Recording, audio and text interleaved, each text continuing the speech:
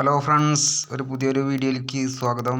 ഇന്ന് നമ്മൾ തക്കാളി കൃഷിയെക്കുറിച്ചിട്ടൊരു വീഡിയോ ആണ് ചെയ്യാൻ പോകുന്നത് കേട്ടോ.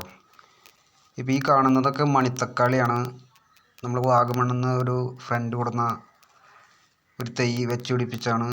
ഇത് മണിത്തക്കാളി എന്നാണ് പറയുക. ഇത് ഇത്രയും വലിപ്പം തന്നെ വരുള്ളൂ കേട്ടോ.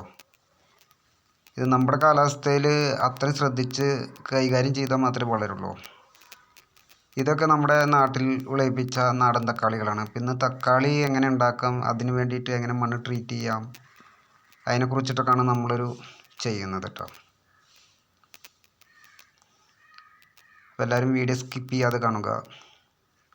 ഇതെൻ്റെ വീട്ടിലുള്ള കുറച്ച് തക്കാളിയും കൃഷിയുടെ തൈകളൊക്കെയാണ്. ഇതിലെല്ലാം ഉണ്ട്. അത് മെയിനായിട്ട് തക്കാളിയെ കുറിച്ചിട്ടാണ് നമ്മളിന്ന് പറയുന്നത്. തക്കാളി കൃഷി നമ്മൾ ചെയ്യുകയാണെങ്കിൽ ആദ്യം തന്നെ തൈ വളർന്നു കഴിഞ്ഞാൽ അടിയിലുള്ള ഇങ്ങനത്തെ തണ്ടുകളൊക്കെ ഉണ്ടല്ലോ, അത് കട്ട് ചെയ്യുക, അല്ലെങ്കിൽ ചീന്തിക്കളയുക.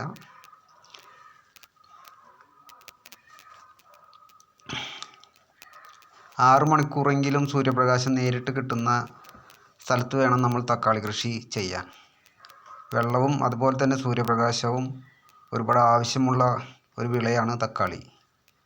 ഇനി നമ്മൾ തക്കാളി എങ്ങനെ ചെയ്യാം, അതാണ് നിങ്ങളോട് പറയാൻ പോകുന്നത്.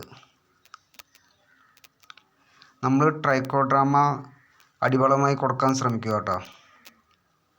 സമയത്ത് ട്രീറ്റ് ചെയ്ത ട്രൈക്കോഡർമയാണ് ഞാൻ ആ മണ്ണിലാണ് ഞാൻ ചെയ്യുന്നത്.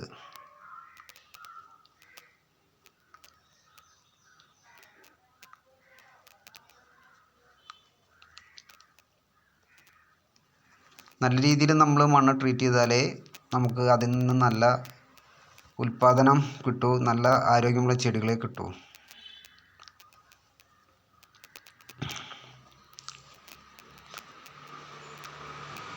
നമ്മളിപ്പോൾ ഇതാ മിശ്രിതം നമ്മൾ ചേർക്കുന്നുണ്ട്.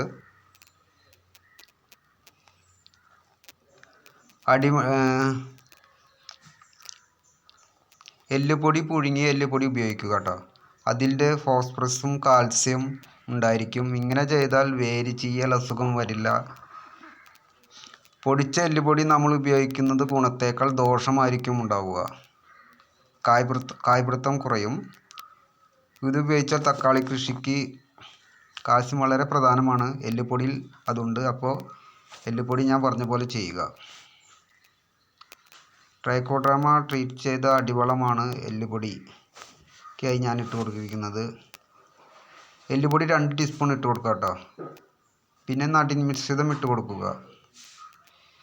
വെള്ളം ഒഴിക്കുക. ഒരാഴ്ച നടുമിശ്രിതം തയ്യാറാക്കി കഴിഞ്ഞതിന് ശേഷം നമ്മൾ ചെയ്യുക. ഇനി നിങ്ങളുടെ കയ്യിൽ തക്കാളി കൃഷി ചെയ്യാൻ നിങ്ങളുടെ കയ്യിൽ തക്കാളി തൈയോ തക്കാളിയുടെ വിത്തോ ഇല്ലെങ്കിൽ ഇതുപോലെ നമ്മൾ കറി വയ്ക്കാൻ ഉപയോഗിക്കുന്ന തക്കാളി മുറിച്ചിട്ട് ഇതുപോലെ നമ്മൾ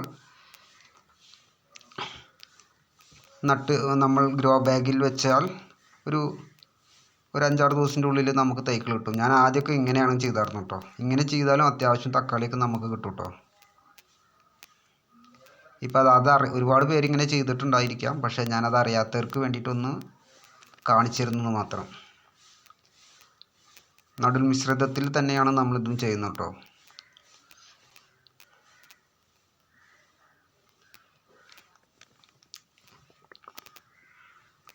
നമ്മളിങ്ങനെ വെച്ചിട്ട് അത്യാവശ്യം നല്ലോണം അധികം മണ്ണൊന്നും ഇടണ്ട കേട്ടോ.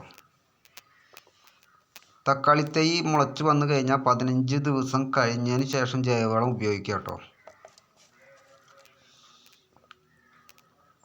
മുട്ടത്തോട് നല്ലതാണ് തക്കാളി കൃഷിക്ക്. അപ്പോൾ നിങ്ങളും വീട്ടിലിരിക്കുമ്പോൾ ഇതുപോലൊക്കെ ചെയ്യുക.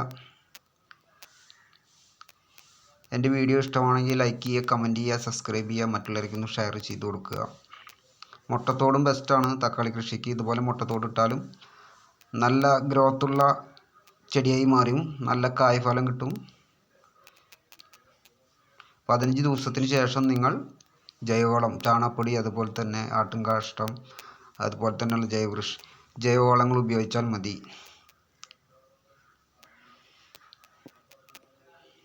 അപ്പോൾ അടുത്ത വീഡിയോയുമായി കാണാം നമുക്ക്.